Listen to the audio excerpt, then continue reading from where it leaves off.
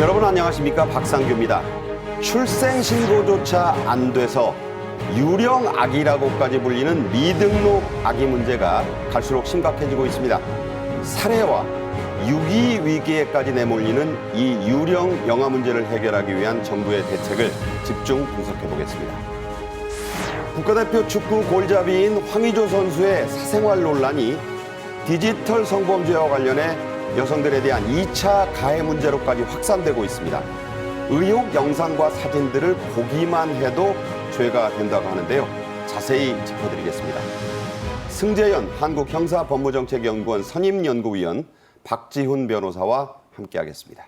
어서 오십시오. 안녕하십니까? 네, 안녕하십니까? 태어나긴 했는데 어떤 기록에도 존재하지 않는 일명 유령아기가 우리나라에 2,000명이 넘는다고 합니다. 인구 절벽으로 떨어지고 있다는 나라에서 왜 이런 참혹하고 황당한 일이 벌어지고 있을까요? 먼저 영상으로 만나보겠습니다. 임시 신생아 번호가 있고 중요한 번호까지 오지 못하는 그 케이스가 2236건이기 때문에 그 건에 대해서 바로 저희가 전국적인 전수조사를 하도록 하겠습니다.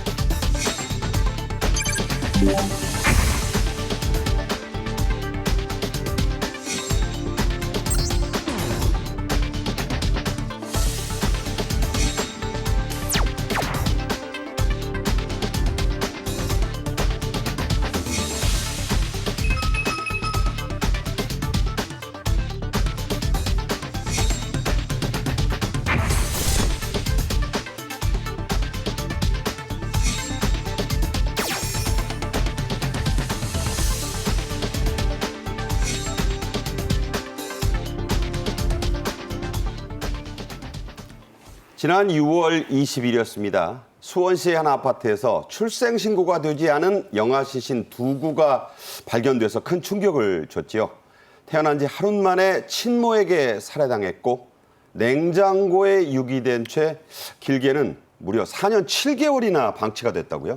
사실 굉장히 시청자 여러분께 죄송스러운 말씀입니다. 사실 국가기관에서 이런 아이들의 생명을 지키지 못했다는 점에 대해서는 정말 뼈 때리는 반성이 필요하다라고 생각합니다. 저도 국민 여러분께 죄송하다는 말씀 드리겠습니다. 사실 네. 아동정책조정위원으로 있으면서 포용적 아동정책, 그래서 출산통보제를 그렇게 주장했음에도 불구하고 아직까지 출산통보제가 안 되었는데요.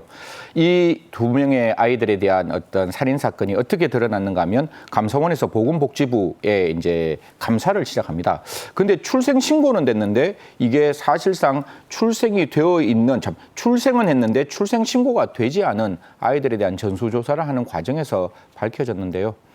2018년에 이미 아이 3명이 있는 산모가 인부가 다시 임신을 하게 됩니다. 그래서 11월 달에 출생을 하는데요.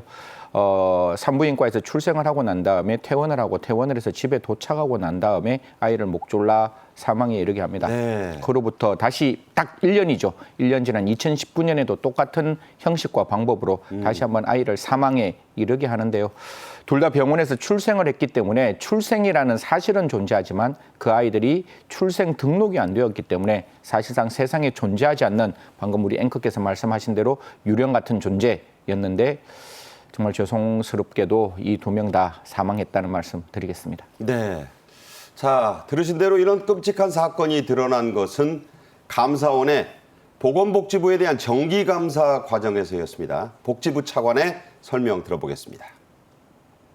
앞으로 신생아 임시 신생아 번호만 존재하는 모든 아동에 대하여 경찰청, 질병청, 지자체와 합동으로 전국적인 전수조사를 실시할 계획입니다. 수원시 영아 사망 사건과 관련하여 출생한 아동이 태어난 이후 우리 사회의 보호를 받지 못하고 사망한 것에 대하여 국민 여러분께 매우 죄송하다는 말씀을 우선 드립니다.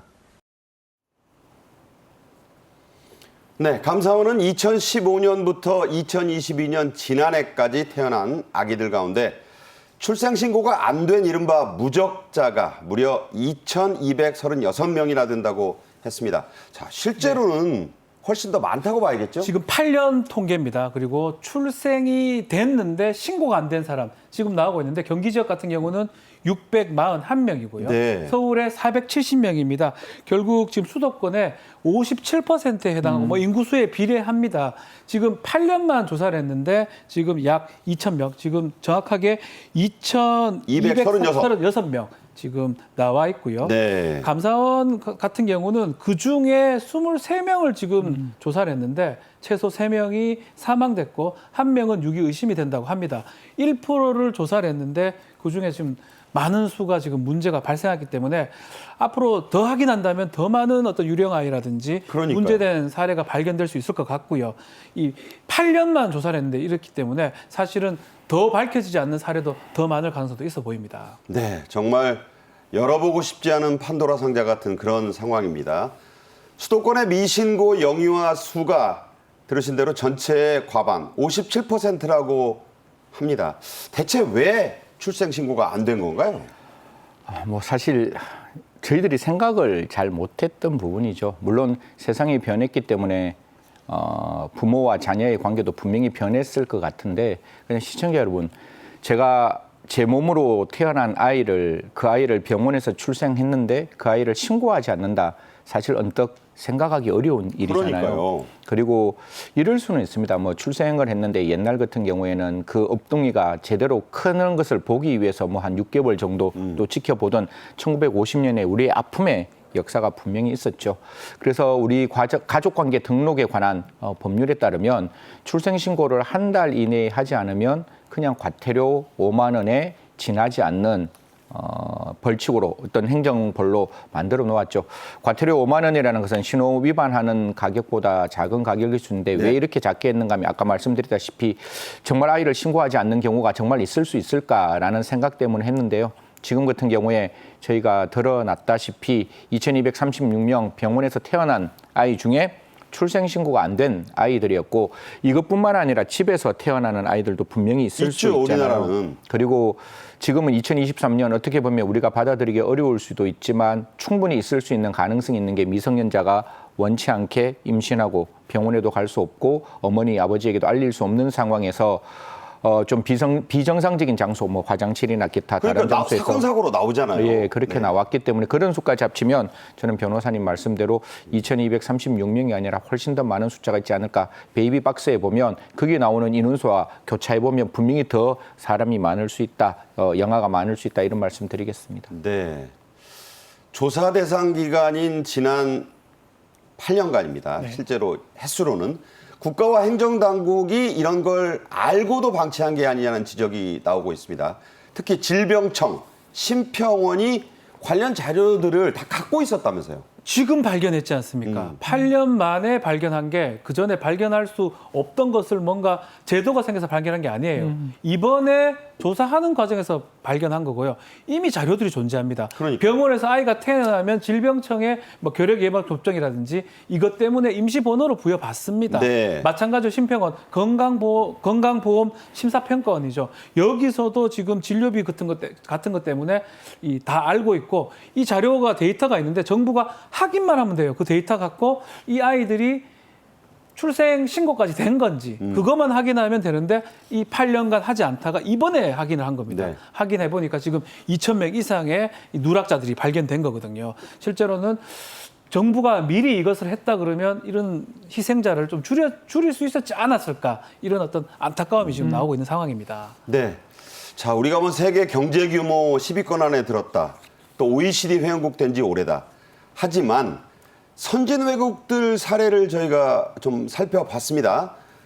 대다수 국가들 아기가 태어나면 병원이나 부모가 출생 사실을 의무적으로 그러니까 꼭 반드시 신고하게 돼 있네요. 사실 지금 그래프에 나와 있는 거 시청자 여러분과 같이 한번 보시면 한국 이외의 나머지 나라들 중에 대부분의 나라들이 출생 신고를 반드시 할 수 있도록 그 출생 신고를 위해서 국가가 출생 통보를 할 수 있도록 만들었는데요. 네, 미국, 영국, 캐나다, 호주. 예, 네. 병원 등이 출생 통보를 하고 신고 의무를 부여하고 있고 독일 같은 경우에도 출생 시설의 서면 신고를 동시에 진행하는 걸로 부모가 되고 구두로 신고하고 출생 시설은 서면으로 신고를 그렇죠. 같이 한다. 동시에 하는 프랑스와 걸로 돼 있고. 일본은 부모가 출생 신고하는 게 의무고 네. 부득이하면 의료기관이 대신 신고할 수 있게 해놨어요. 이게 사실 뭐 우리 앵커께서 말씀 주셨는데 이게 어제 오늘 일이 아니고 제가 아까 말씀드렸잖아요. 이게 2019년, 2018년에 이미 이런 부분들이 우리가 드러났는 경우가 많습니다. 제가 사건 중에 가장 많이 받는 사건은 2016년에 18세 정도 되는 그 소녀가 편의점에 갑니다. 편의점에 네. 가서 이렇게 물건을 사는데 말을 못해요. 그래가지고 주위에 있는 사람이 이게 무슨 일이냐 싶어가지고 보니까 출생은 했는데 출생 신고가 안 된 소녀이고 그래서 그 부모를 아동 그 복지법 위반으로 하면서 검사가 직권으로 이 아이의 출생 신고를 했는 그 그러니까 사건이 소녀가 있는데 어디에도 기록이 없는 소녀가 그렇죠. 편의점에 온 거잖아요. 예, 그리고 네. 뭐 아시겠다시피 제주도에서도 세 자매, 3명의 아이가 출생 신고가 안 되어 있는 상황도 보였기 때문에 제가 봤을 때 이미 이 이야기들은 한국법제원에서 옛날부터 우리가 갖고 있던 건데 딱 2가지. 이걸 신고를 하는 의료기관의 입장에서 업무가 많아진다라는 이야기를 하고 이렇게 출생신고 통보제를 하면 병원이 아닌 다른 곳에서 출생할 수 있는 가능성이 있다. 이 2가지 반대 때문에 지금까지 이루어지지 못했는데 한 가지 말씀드리겠습니다. 아무리 번거로운 일이라도 네. 국민의 생명을 지키는 일보다 더 중요한 일은 없을 것이며 지금 이미 병원에서 출생한 아이들 중에 출생 신고가 안 된 부분이 있다면 이 아이들이라도 지키기 위해서라도 저는 출생 통보제 그리고 보호 출산제 둘 다 반드시 함께 이루어질 필요가 있다는 말씀 드리겠습니다. 유명한 아프리카 속담에 아이 하나를 키우는데 온 마을이 필요하다는 얘기가 있습니다. 자, 우리는 나라가 필요하죠. 지금 인구 부족 때문에 큰 지금 위기라고 하는데요. 자, 더 큰 문제가 있습니다. 전국에서 잇따라 터져나오고 있는 영아 6.2 살해 사례들인데요. 아직 밝혀지지 않은 게 더 있고 지금도 진행되고 있다는 데 심각함이 있죠. 많은 사건들이 있을 것 같다는 불안감이 있는데요. 현재 진행 중인 사건들이 있습니다. 이미 지금 얘기했던 경기 수원에서 있었던 2아이에 대한 그 시체 방치 사건. 2018년 19년생이고요. 네. 친모가 살해를 한 다음에 냉장고에 보관했던 사건이 있고요. 경기 화성에는 이것도 아직까지는 6이라고 얘기를 해요. 친모가 출산한 직후에 인터넷 통해서 제3자한테 넘겼다라고 얘기를 하고 있는데 재작년에 일어난 일이죠. 2021년생입니다. 거기다 경남 창원 같은 경우는 생후 76일 된 아이를 사망케 한 아동학대치사로 입건된 그런 사건도 있고 네. 울산에는 2023년생인데 아파트 단지 분리수거장 쓰레기통에 이제 알몸 상태의 아이가 발견됐던 그런 사례가 지금 있기 때문에 이거 지금 현재 진행형인데 더 많은 사건들이 있지 않을까 어떤 불안감들이 계속 있는 상황입니다. 네. 깐영화제에서 대상을 탄 일본의 고레에다 히로카즈 감독이 연출을 하고 송강호 또 아이유 씨 등이 주연한 강동원 씨도 나오죠. 영화 브로커에서도 이런 사례가 다뤄졌습니다. 전화 또 인터넷을 통해 신생아를 남에게 넘기는 사례 빈발하고 있죠. 저는 제일 처음에 언론에 있는 기자님들이 저한테 이런 이야기를 물어보시더라고요. 그래서 저는 아닐 거다. 설마 대한민국에서 아이들을 사고 파는 영아 인신매매가 과연 가능하겠느냐라고 반문을 했는데 그 반문을 했는지 하루도 지나지 않아서 각 언론사들에서 진짜 그런 어떤 SNS에 들어가서 확인을 해보는 거예요. 네. 내가 이렇게 아이를 지금 출생을 했는데 이 아이를 뭐 필요한 분이 계십니까? 이렇게 나오면 우후죽순같이 그 아이가 필요하다는 댓글들이 달리고 있다 이렇게 나오고 순수한 뜻이 아니잖아요. 그게. 그럼요. 네. 그리고 지금 아까 뭐 변호사님 말씀 주신 대로 화성 사건 자체가 당의 피의자가 직접 진술을 하고 있어요. 내가 아이를 출생하고 난 다음에 이 아이를 SNS에 올리니 이 SNS에서 이 아이를 사겠다는 사람이 있어서 내가 직접 만났고 거기에 3명을 만나서 아이를 전달했다. 거기에는 지금 나와 있는 언론의 이야기로는 친부까지 같이 함께 갔다 이런 이야기들이 나오는데요. 네. 3가지만 말씀드리겠습니다. 아니 아이를 만약에 입양을 하면 우리가 제일 정인이 사건 때 제가 가장 중요하게 생각했던 게 그 입양하는 부모의 자질이에요. 그러니까 그 아이를 정말 키울 수 있는 부모야지 아이를 입양시켜주지 그 부모가 전혀 다른 의도를 가지고 있을 수 있잖아요. 국가가 주는 자녀 혜택에 의한 주택 분양이라든가 아이를 인한 정말 죄송스러운 말이지만 그 자금을 어떤 출생에 대한 여러 가지 지원을 받기 위해서 아이를 데리고 있을 수도 있는 네, 그렇죠. 그러면 학대의 가능성이 100% 높아지는 거고 두 번째는 이것도 너무 말씀드리기 좀 부담스러운데 아이를 팔면 그 사람이 아이를 키우는 사람인지 브로커인지는 모를 거 아니에요. 모르죠. 네, 그러면 브로커가 이 아이를 해외에 보낼 수도 있고 그 아이가 어떻게 될 수 있는지는 아무도 제가 말로 입에 담지 못해서 입에 담기는 그렇지만 뭐 장기 관련된 얘기까지 나오잖아요. 그러니까 그런 부분들이 지금 대한민국에 이렇게 횡행하고 있는 게 사실이라면 국가는 지금 이 순간 정말 긴장하셔야 되고 정말 정광석화 같이 이런 것들이 있는지를 확인해서 반드시 건절하셔야 됩니다. 대한민국 0.7 그러니까 사람 태어나는 게 0.7 정도밖에 안 되는 지금 대한민국에서 아이의 출생을 위해서 연 40조를 지금 투자하고 있는데요. 네. 이런 형태로 아이들이 매매되고 있는 것은 정말 막아야 한다는 말씀 드리겠습니다. 네. 일반 살인죄가 있고 영아살해죄가 있는데 이 문제가 된 사건에 적용되는 영아살해죄의 형량이 너무 낮다 이런 지적과 비판이 나옵니다. 실제로 이 영아살해죄는 1950년 6.25 전쟁 때 만들어진 그야말로 네. 70년이 넘은 법이에요. 사람의 생명을 단축시켜서 이런 것들을 살인죄라고 하고요. 일반 살인죄 같은 건 사형, 무기, 5년 이상의 징역에 처할 수 있고 존속 살해입니다. 부모나 직계 존속을 살해시켰을 때는 사형, 무기 7년 이상입니다. 상당히 중형이 되는데 반대로 자신의 비속, 특히 영아를 살해했을 때는 10년 이하예요. 그러니까 아주 낮게 처벌이 됩니다. 많이 받아봐야 10년. 예, 근데 이 법률 자체가 언제 있었던 법률이냐면 1953년도 형법 제정될 때 만들어진 법률입니다. 그러니까 뭐 저 70년 됐네요. 예, 근데 이게 왜 있었냐면 그 당시만 해도 아이가 많이 출생되기도 하고 뭐 이 직계 존속이 치욕을 은폐하거나 뭔가 양육할 수 없음을 고려해가지고 분만 직후에 살해했을 때 뭔가 가만히 된다는 경제적 네. 상황 감안을 해서 그런 것들을 형을 깎아준다고 했는데 지금 사정은 많이 변경됐습니다. 그렇죠. 2023년입니다. 이 경제적 문제 때문에 아이를 살해한다는 게 말이 안 되고요. 안 되죠. 그때도 사실은 그 이유가 있었지만 그게 주된 이유는 아니었다고 보면 지금 시대상에 반영되는 어떤 게 필요하고 그렇다면 최소한 살인죄보다는 같거나 높아야지 살인죄보다 훨씬 낮아서는 안 되는 거거든요. 네. 그렇기 때문에 이게 너무 오래됐고 조금 변경이 필요하지 않는가 이게 논란이 계속 되고 있는데 네. 이번 사건이 지금 일어나면서 너무 형량이 약하다. 그리고 실제로 10년 이하면 집행유예가 거의 됩니다. 그러네요. 그러니까 그런 부분이 되기 때문에 변경이 필요하다는 뭐 문제점이 주장이 되고 있습니다. 여기서 제가 한 예. 가지만 더 말씀을 드리면 아까 제가 앵커께도 말씀드렸지만 국가가 국민의 생명에 무덤덤한 국가는 저는 정말 바라지 않고 있습니다. 네. 2019년에 임신 중단이라는 낙태가 헌법 불합치 결정을 받았습니다. 그런데 지금까지 그 임신 중단으로 인한 낙태에 대한 입법이 되지 않는 상황이기 때문에 네. 헌법재판소가 가장 불안하게 생각하고 가장 염려했던 임신 수주에 관계없이 낙태를 하더라도 임신 중단을 하더라도 전혀 처벌받지 않는 나라입니다. 네. 다른 말로는 39주, 40주에 그 아이를 태아에 진통이 오기 전까지 태아를 어떻게 하더라도 처벌받지 않는 나라. 그럼 태아에 대한 생명에서는 두 손을 놓고 있는 상황에서 변호사님 말씀대로 영아살인죄의 구성 요건에 해당되는 걸 확대하거나 그 분만 직후란 개념을 확대하면 갓 태어난 태아에 대한 생명도 보호하지 않을 뿐만 아니라 갓 태어난 영아에 대한 생명도 보호하지 않는 부분들이 있어가지고요. 이런 부분에 대해서는 좀 국가가 빨리 임신 중단에 대해서도 입법을 함과 동시에 그 영아살인죄의 구성 요건도 매우 엄격하게 적용할 필요가 있다는 말씀 드리겠습니다. 자, 여야가요.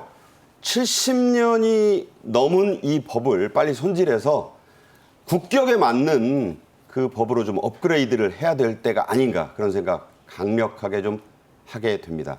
보호시설에서 생활하는 아동들이 있죠. 이 아동들 가운데 출생 등록이 안 된 사례가 많다는데 이건 또 왜 그렇습니까? 그냥 간단하게 좀 설명을 드리겠습니다. 이제 보호시설로 갈 때 그냥 예를 드는 거예요.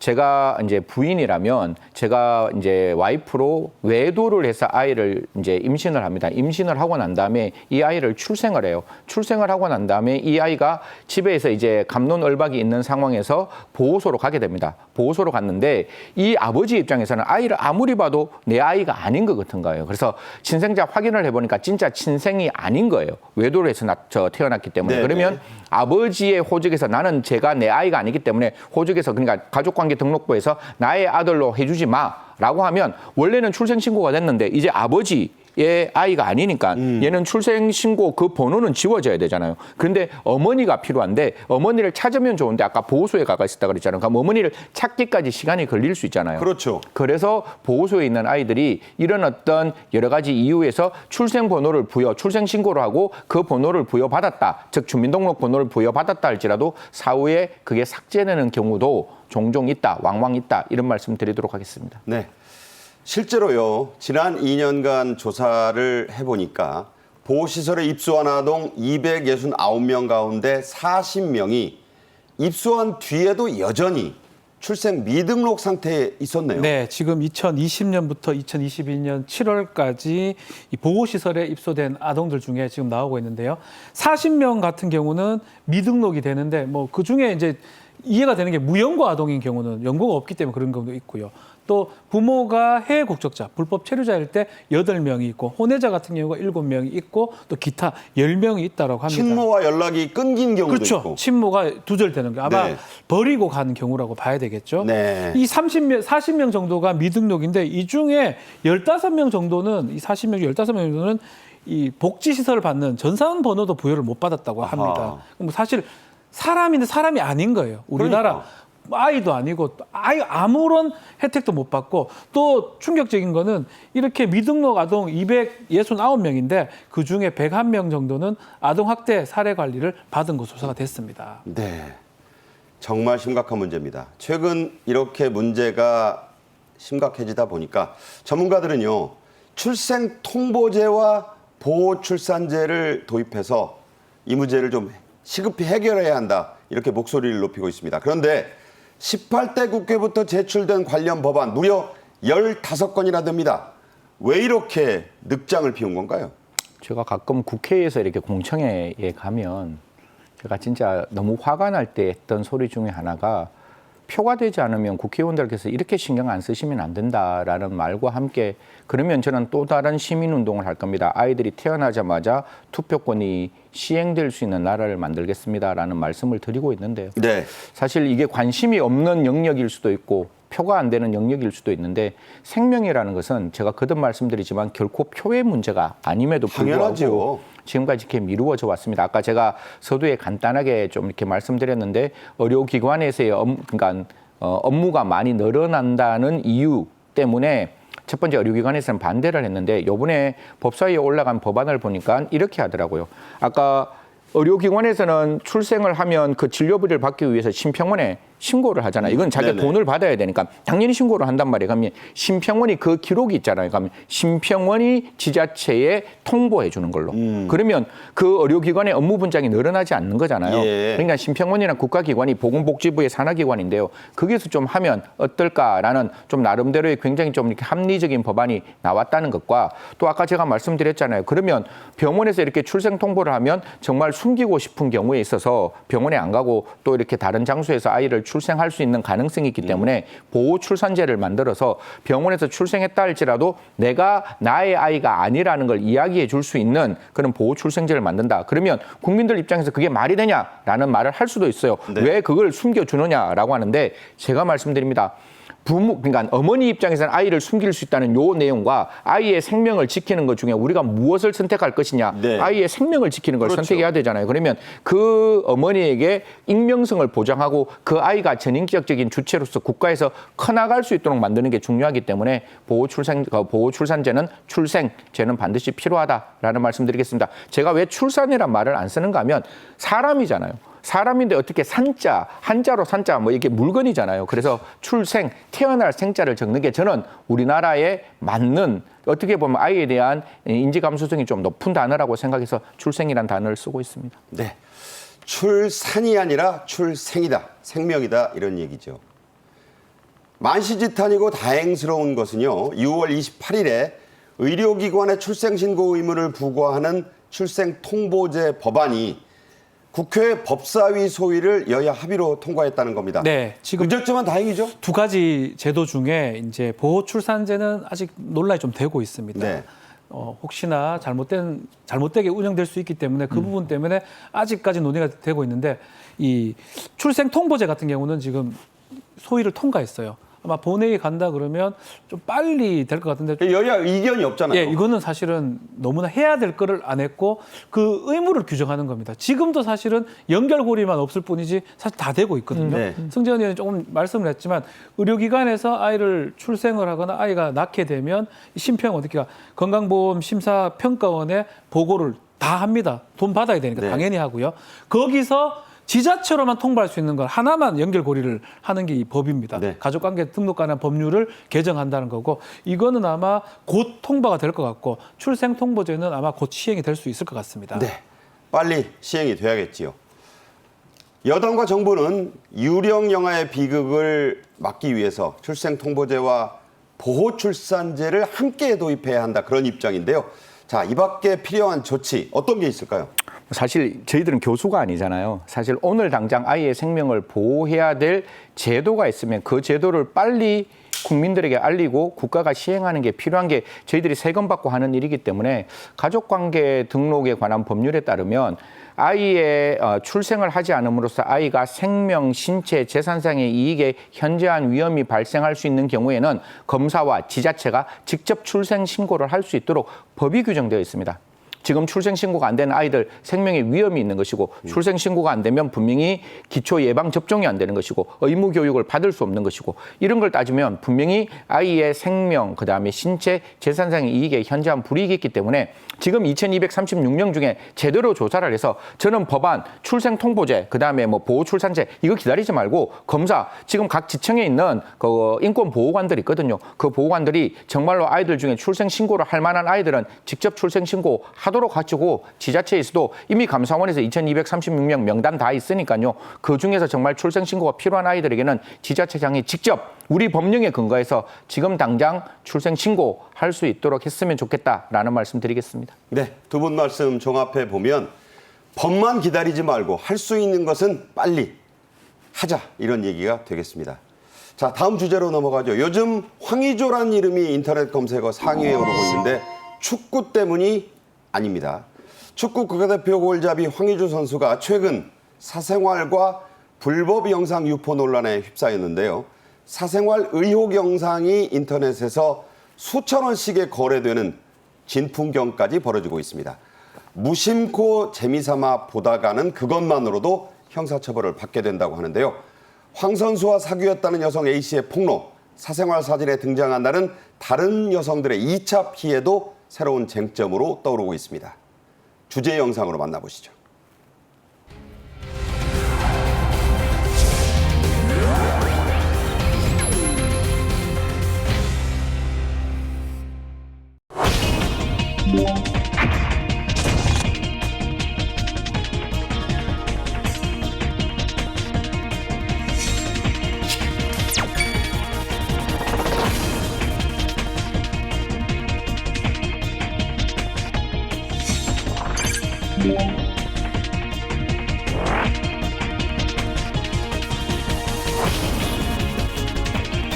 스토킹, 디지털 성범죄 등 국민의 일상을 괴롭히는 민생침해 범죄에도 적극 대처해서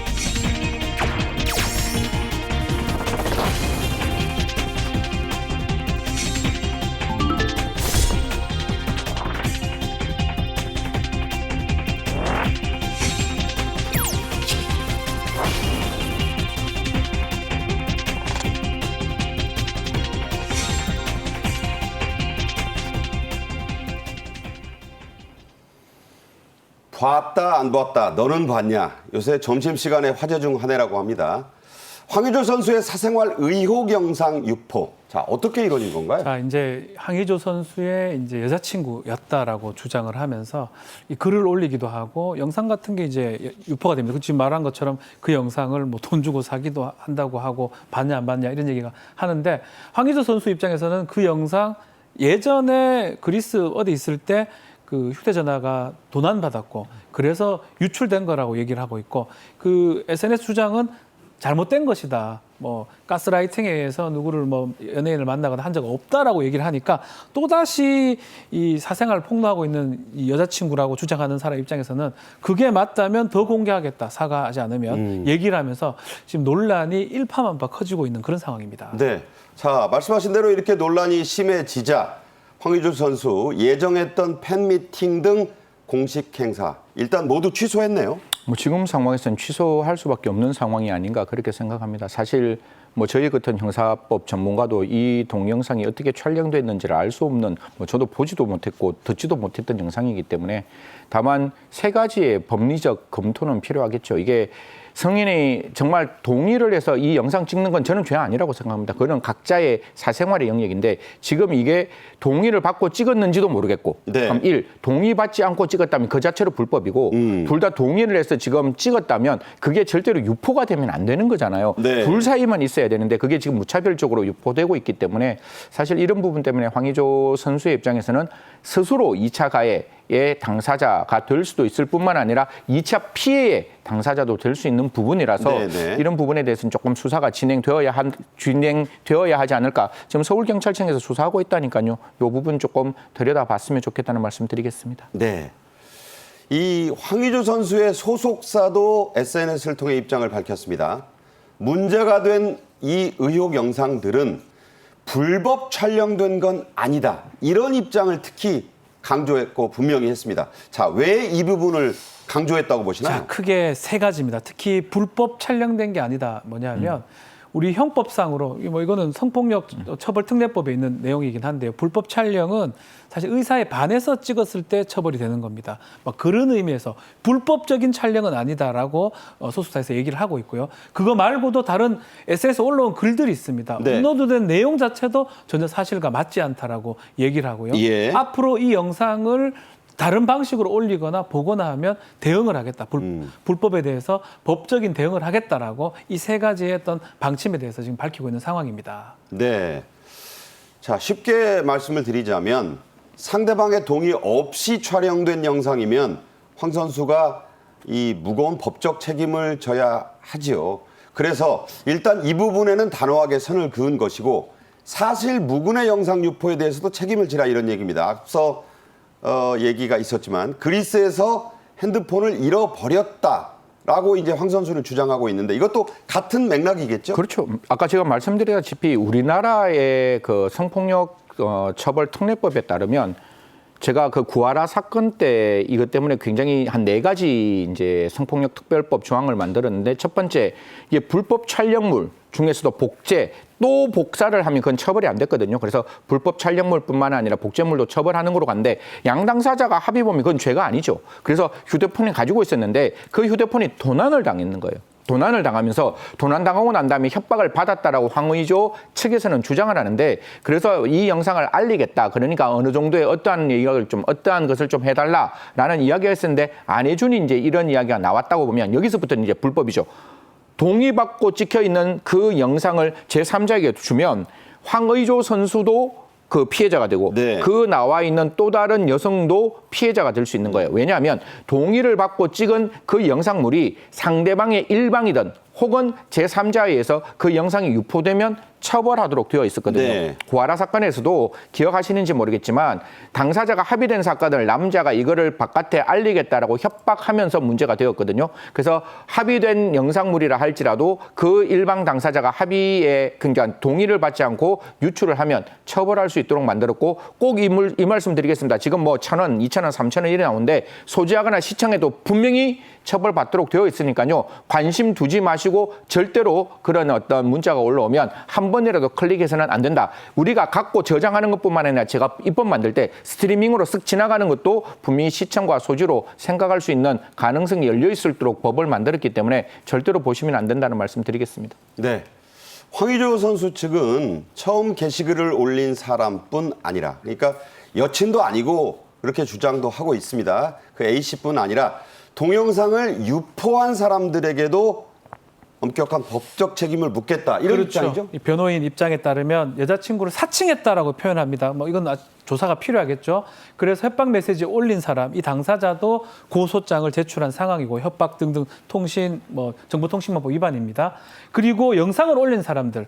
2명의 영상 유포자도 고소를 하고 이 영상이 유포가 돼가지고 재유포가 돼서 2차, 3차 피해자가 생기면 그 유포한 사람들 또 다시 본 사람들 모든 사람에 대해서 법적 조치를 하겠다라고 네. 밝힌 상황입니다. 자, 이런 상황이기 때문에 이 호기심으로 망신당하실 수 있을 뿐만 아니라 법적인 처벌도 받으니까 신중하시라 이런 얘기를 여기서 드리는 거고요. 자, 이런 와중에 황의조 선수와 사귀었다고 하는 아이돌 가수 효민 씨가 결별 후에 SNS에 올렸던 글이 다시 주목을 받고 있습니다. 네. 자, 어떤 내용이죠? 근데 사실은 이제 효민 씨가 이제 공개적으로 아니면 알려진 바에 따르면 황의조 선수랑 사귀었기 때문에 또 지금 헤어졌다고 합니다. 그래서 황의조 씨 논란이 지금 문제가 되니까 이 글들이 주목을 받는데 SNS에서 영어로 썼던 내용입니다. 영어로 썼던 글을 이제 누리꾼이나 네티즌들이 보면서 그러니까 내용은 뭐 그와 결혼할 바에 바야 차라리 죽겠다라고 썼던 거. 그때는 그런 사건과 연루될 줄 모르고 쓴 글이었는데. 그래서 사실 내용을 뭐 영어로 쓴 거예요. 나갈 바야 차라리 잠이나 자겠다라. 그와 결혼할 바야 차라리 죽겠다라고 의미심장한 글을 남겼다고 하는데 사실 이때 쓸 때는 이런 사건이 터지기 전입니다. 그리고 황의조 선수하고 결별 직후라고 봤기 때문에 이거하고 연관성은 좀 적다고 보고 지금 효민 입장에서는 추측은 좀 하지 말아 달라. 그러니까, 네. 좀 추측하지 말고 요거 본인도 좀 더 신중하겠다라고 밝힌 상황이고요. 아마도 지금하고 그때하고 시간적 차이가 있기 때문에 좀 연결시키기는 좀 어렵지 않나 생각이 좀 듭니다. 네. 효민 씨까지 지금 소환이 된다는 그런 용어를 젊은 층에서는 쓰는데 하여튼 시끄럽습니다. 황의조 선수 사생활 의혹 영상들이 SNS 등에서 사고 팔고 하는 그런 이 경향이 지금 나타나고 있고 실제로 이루어지고 있다고 해요. 자, 이거 사는 것은 물론이고 보기만 해도 처벌된다. 어떤 법을 위반한 건가요? 옛날에 이 영상물 뭐 성인의 알 권리 이런 이야기를 해서 그때 뭐 우리나라의 포르노그래피를 보는 게 무슨 죄냐 이렇게 이야기를 했는데 그때 제가 이야기했던 것 중에 하나가 상업적으로 외국에서 합법적으로 만드는 영상은 논외로 치고 지금 나와 있는 이 영상은 불법 영상 아니냐. 사실 당사자들이 그런 어떤 계약이나 합의를 위해서 외국에서 허용되고 있는 포르노그래피가 아닌 영상들이 이렇게 무차별적으로 시중에 돌아다니는 것은 그 피해자들에게 우주보다 넓은 인터넷 공간에서 그들의 삶을 망치는 것이고 그들의 인격을 말살하는 거기 때문에 반드시 없애야 된다라는 이야기를 함과 동시에 무엇을 만드는가 하면 영리 목적으로 이러한 불법 촬영물을 제3자들에게 퍼나르면 가중처벌합니다. 뿐만 아니라 이걸 단순히 아까 제가 말씀드렸다시피 시청만 해도 3년 이하의 징역 또는 3천만 원 이하의 벌금에 처할 수 있으니까요.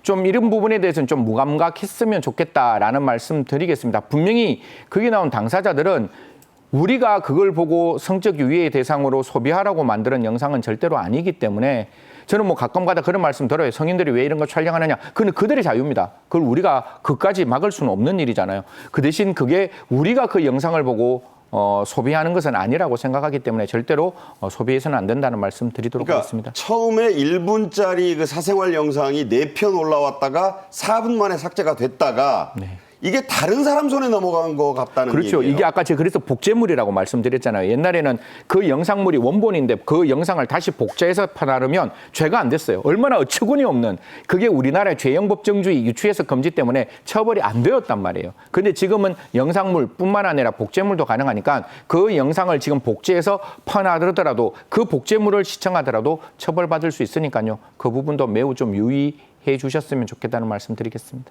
네.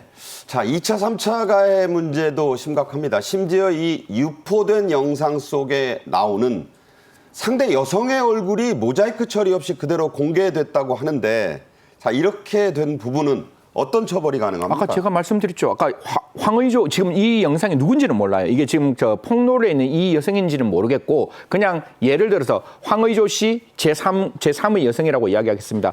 둘이가 합의가 되었는지 합의 안 되었는지 모르겠어요. 근데 합의가 되었건 안 되었건 황의조 씨 입장에서도 이 영상 유포되는 거 동의 안 했죠. 이 피해자 입장에서도 이 영상 유포되는 거 동의 안 했죠. 그러면 그 영상 유포하는 것 자체로 7년 이하의 징역에 처벌받을 수 있으니까요. 이런 부분도 절대로 제가 봤을 때는 하면 안 되는 일이다. 물론 여성분에게 지금 폭로를 하겠다는 여성분에게 좀 조심스럽게 말씀드릴 수 있는 부분은 분명히 억울하고 화나고 답답하고 좀 뭔가 억울함을 호소하고 싶어도 이런 형태로 영상을 올려서 제3자들이 보게 만들면 이 여성도 처벌받을 수 있는 부분이 분명히 열려 있거든요. 그래서 조금 신중하게 그냥 법적으로 해결하셨으면 어떨까. 정말 마음이 아팠다면 민사상 손배 청구로 해결했으면 어떨까. 이런 말씀 드리겠습니다. 네. 황의조 선수 사생활 의혹 영상의 최초 유포자, 지금 얘기 나온 이분, 이 사람 어떤 정도의 이 처벌을 할 수 있을까 궁금해하는 분들이 이 많아요. 사람이 이제 최초 이제 본인이 이제 어떻게 보면 복제해서 유포를 했다 그러면 사실은 촬영도 범죄가 되지만 유포 자체도 범죄가 됩니다. 유포할 때도 실제로는 동의를 얻어야 되거나 아니면 유포하지 말아야죠. 유포했을 때 이 성폭법상에 7년 이하의 징역 또 5천만 원의 벌금에 처할 수가 있고요. 만약 이 사람이 지금 얘기 들어보면 영상에 관계 없는 사람이 어떤 식으로 습득을 해가지고 풀어서 유포를 했다라는 거거든요. 그러니까 뭐 영리 목적으로. 그렇죠. 영리 목적 유포한 부분은 성폭법으로 처벌되지만 이걸 푸는 과정은 또 비밀 침해죄가 형법상 성립할 수가 그걸 또 있습니다. 풀어내면 본인이 아닌데 이거를 영상을 풀어서 만약 휴대폰 전화를 풀어서 이 영상을 올렸다고 하면 비밀 침해죄도 성립할 수가 있습니다. 비밀 침해죄다. 예, 형법상에 네. 몰래 들어가서 권한 없는 사람이 어떤 뚫어서 어떤 정보를 알아냈을 때 성립하는 범죄인데 두 가지 범죄가 성립할 가능성이 있고요. 만약 성립한다면 10년 6개월 이하의 징역에 처할 수 중형이네요. 있습니다. 네. 예. 자, 이런 사적인 영상들 앞으로도 일어날 수 있습니다. 그래서 상대방의 동의 여부가 가장 중요하다고 하는데요. 동의가 있고 없고에 따라 처벌 수위, 자, 어떻게 달라집니까? 지금 저희들이 계속 이야기를 하고 있는 부분의 연장선에서 똑같이 말씀을 드릴 수밖에 없는 이야기인데요. 저는 아까도 말씀드렸다시피 뭐 성인이 무엇을 하든 어떻게 하든 그건 성인의 자유라고 생각합니다. 그런데 우리가 봤을 때 영상을 찍을 때 반대편 당사자에게 알리지 않고 영상을 찍으면 안 되는 거잖아요. 그런데 대부분 다 불법 촬영물들을 보면 한쪽 당사자는 영상을 촬영하는 걸 의도하고 있고 반대편 당사자는 그게 찍혀지는 걸 모르는 상태에서 영상이 찍혀지는 경우가 굉장히 많습니다. 그런 영상이 되면 당연히 일방이 동의를 했다. 내가 찍는 나는 동의했다 할지라도 반대편 당사자가 동의 안 했기 때문에 동의하지 않는 불법 촬영물이 되는 거죠. 그렇게 하면 그 자체로 7년 이하의 징역에 해당될 수 있습니다. 네. 그리고 동의를 받았다고 해요. 동의를 받았다 할지라도 한쪽 당사자가 반대편 당사자의 동의를 받지 않고 다시금 이 영상을 제3자에게 알리면 이 유포 행위도 똑같이 처벌받을 수 있는 거니까요. 절대로 동의받지 않고 촬영해서도 안 되고 동의받았다는 촬영물도 그 반대편 당사자의 동의받지 않고 친구들이나 주위 사람들에게 알리면 그 자체로 처벌받을 수 있다. 우리 기억나시죠? 그 황금폰이라고 굉장히 유명한 어떤 가수의 황금폰 안에 들어와 있던 그 많은 영상들이 다 그렇게 찍혀 있었던 영상이란 말씀 드리겠습니다. 자, 촬영 때 동의를 받았더라도 유포할 때도 역시 동의를 별도로 필요하다. 쉽게 말하면 네. 말하면 태양을 보면 의사에 반해서 찍었을 때도 범죄가 되고요. 의사에 반하지 않고 동의해서 찍었는데 유포할 때도 범죄가 되고요. 네. 그러니까 동의를 받고 사실은 문제되는 영상이라면 동의를 안 해주겠죠. 그렇지. 유포를 하지 말라는 뜻입니다. 영리 목적으로 또 유포했을 때 또 범죄가 됩니다. 그러니까 사실은 이런 불법적인 촬영물 관련해서 찍는 것도 문제가 되고 유포하는 것도 문제가 되고 다 범죄가 될 수 있다. 그래서 크게 처벌이 돼요. 영리 목적으로 만약 유포했을 때는 7년 이하의 징역 또는 5천만 원의 벌금에 처할 수가 있습니다. 최근에는 필요하다면 구속도 가능하기 때문에 네. 좀 엄중하게 생각을 좀 해야 될 것 같습니다. 저희가 한동훈 장관의 2023년 시무식 때의 강조했던 이야기 지금 들려드리겠습니다. 스토킹, 디지털 성범죄 등 국민의 일상을 괴롭히는 민생 침해 범죄에도 적극 대처해서 사회 질서를 바로잡아야 할 것입니다. 그것은 기본 중에 기본입니다. 네, 이 디지털 성범죄 우리 사회의 큰 문제 또 심각한 문제입니다. N번방 방지법이 시행된 게 2021년 12월이었는데요. 2022년에 약간 줄긴 했지만은 심각함이 줄어든 것 같진 않아요. 어떻습니까, 지금? 2021년 12월 달에 이른바 N번방 방지법 시행이 됐고요. 그때부터 신고는 많이 줄었습니다.